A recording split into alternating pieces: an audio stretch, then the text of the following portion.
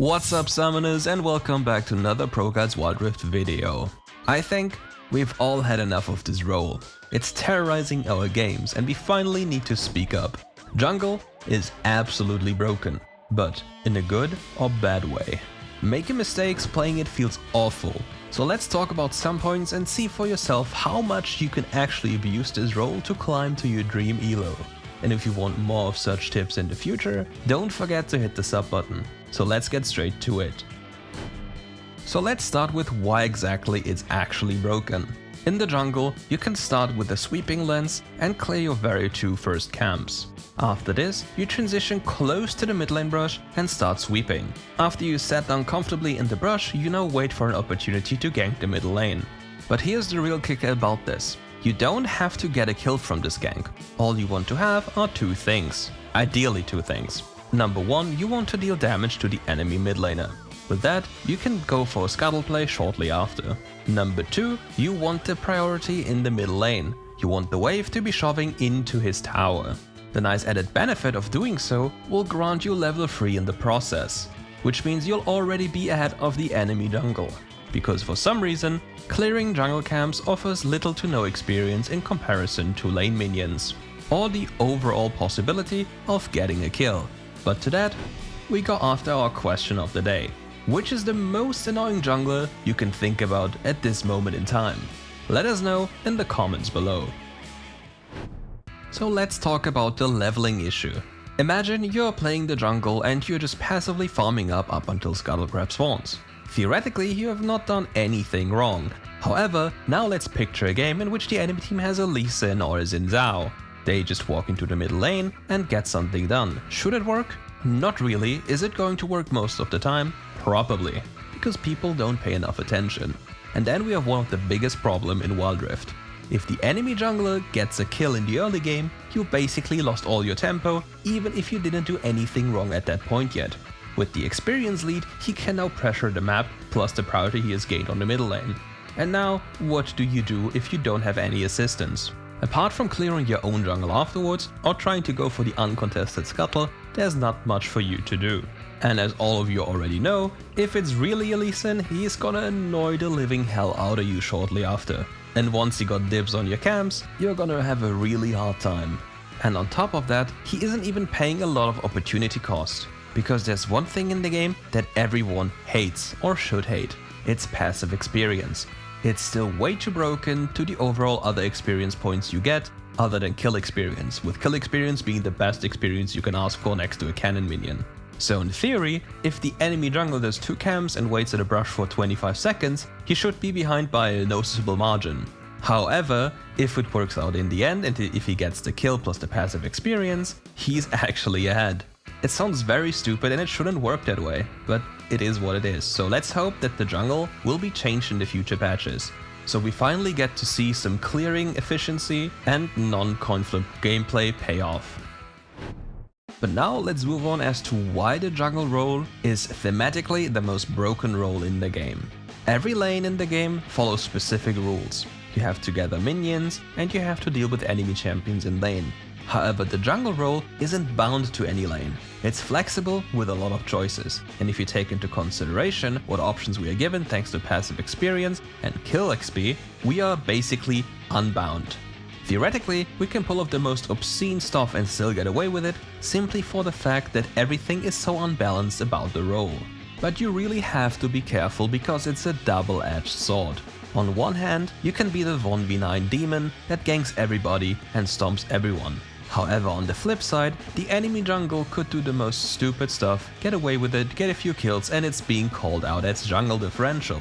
Is it your fault if your teammates died to ganks that are in full vision? You saw the enemy jungle for 20 seconds, you pinged them out and they still died to it? Not really. And it's gonna happen so many times, and the same goes for objectives. You are the person that says when do you want to do an objective, not your team. You are the Smite and therefore you dictate what to do in a lot of circumstances. So in reality, whatever you end up doing, you will still get flamed. If you gank the Baron lane, your Dragon laner will flame you most of the time. If you do the opposite, it's going to happen the other way around. If you take the Herald, your team is gonna suicide to Dragon. It is just a mental warfare and it's your job to stay on top of that. I know it sounds hard and it is really hard and annoying at the same time. Because in theory you can divide the game into two certain elo brackets. The first elo bracket is the elo in which you try to surrender after losing a dragon. The second elo is after losing a dragon your team doesn't try to FF. Unironically, even in Challenger people still try to surrender after the first dragon, and in most other elos people always try to surrender after losing a dragon, even though it's not as bad as you might think it is. But let's move on to something else now, especially in the early game, and this is going to make a big difference for your overall gameplay. So, did you know that if you secure a Scuttle crab, you're getting healed? And if you smite it, you're getting healed even more. So when you're walking to a Scuttle crab with 50% HP and you smite it and kill it, you'll basically heal back to 100% HP. And with that you can take any kind of skirmish you want. So this is yet another thing which makes the 2 camp into mid lane transition play kind of a decent play, even though it sounds very coin flippy. So since we started to talk about camps that grant you additional things, I think it's time to talk about your buffs, namely red buff and blue buff. By the way, did you know that both camps can evolve into a better version of them? So let's talk about blue buff first. The normal blue buff grants you energy regen and mana regen, and on top of that you regenerate 5% of your missing health when out of combat for 5 seconds. Which sounds nice, but in most cases is relatively underwhelming unless you extend your plays for ages. Keep in mind it's missing HP, not full HP. But the evolved blue does something entirely different on top. It grants you 20% ability haste, and even the regen effect is increased to 7% of the missing health when out of combat for 5 seconds. So basically with this buff you can wait in a brush and regenerate some health, which in most fights can be helpful if you think the fight is going to continue. This is especially useful in the later stages of the game when you cannot recall without a consequence. You basically just wait to heal to full life again and then you make a play. Going base in those scenarios will take too much time or will force you to buy a teleport, which then means again you will have to waste gold and your normal enchantment for this. So as a key takeaway here, blue buff heals you over time out of combat. Don't forget that, watch out for this. But now let's talk about the most annoying buff in the early game, it's red buff. It deals bonus true damage on hit over 3 seconds and it slows the enemy if you hit them. For melee champions it slows 20% on hit and for ranged champions it's like 6%. However, it feels way more if I'm honest. However, the evolved red buff is a different type of beast. It still does true damage over 3 seconds, but has an increased slow on top. It's now 30% instead of 20% and 9% instead of 6%. And that's not all. You gain 15 AD or 30 AP on top.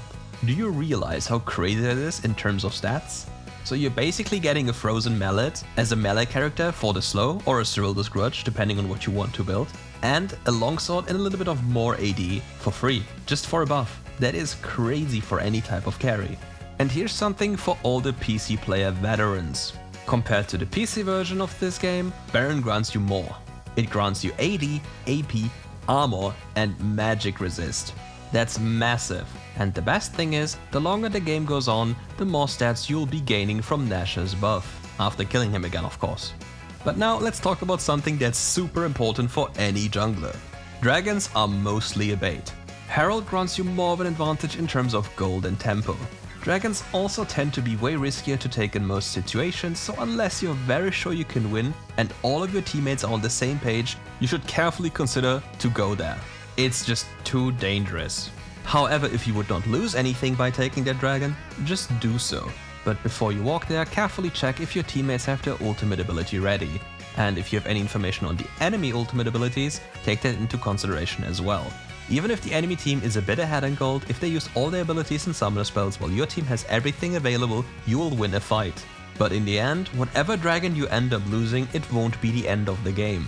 The only absolutely broken dragon there is the Elder Dragon. Its burn and its bonus stats are just massive. It's basically like red buff on crack. 135 true damage over time, that is a bit too much, and that's with just the Elder Dragon itself, without any other dragon to amplify its damage. But yet again, junglers keep in mind, if you don't do dragon or don't show up at dragon, basically whatever you do that leads up to not getting the dragon, your team will flame you. I hate to break it to you, but whatever you do, your team will always view it as you're doing things wrong.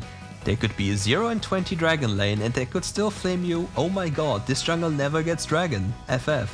But they won't even get the idea that it's their fault that you can't get the dragon because they have died 20 times, so you're literally unable to play on that side of the map. It's just the pain of the role, but you have to pull through it. So in order to minimize the mental damage your teammates are inflicting upon you, always try to look out for summoner spells that are on cooldown and think about punishing the enemy team. Then afterwards, you can politely tax the local gold of the minions in the lane and you're happy, because gold is kinda broken from local gold itself. But now let's talk about how you get more ganks done in a better time frame. So having Smite grants you damage over time effects against monsters.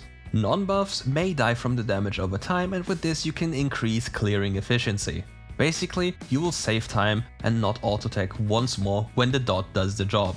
Even though this only results in minuscule changes in clear time, basically a few seconds, those seconds can change everything.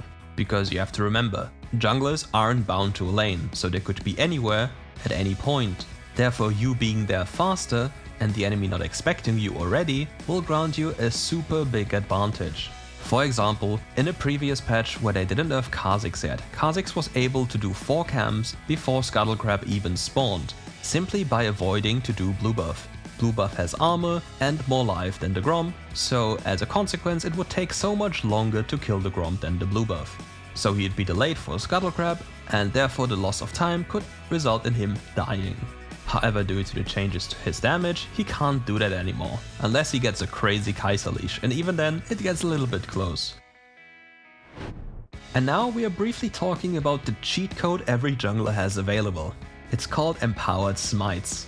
Blue Smite deals 28 to 174 true damage on cast and adds a slow to the enemy. That's quite nice, right? But now let's talk about the Red Smite. It deals the same amount of true damage on cast, but it grants you 11 to 25 AD or 16 to 30 AP.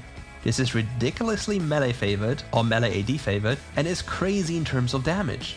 You basically get 1 to 2 longswords, that's 1000 gold in value. And if you include the evolved red buff into the equation, you have a BF sword in your inventory. For what? For free. So how are you supposed to lose any 1v1 situation unless you're severely underleveled? You just don't, it's not possible. And that concludes our video for today. Go play some jungle, go abuse these tips and get some free elo. It's literally that easy. Thank you for watching and see you tomorrow after you've liked and subscribed of course. Peace.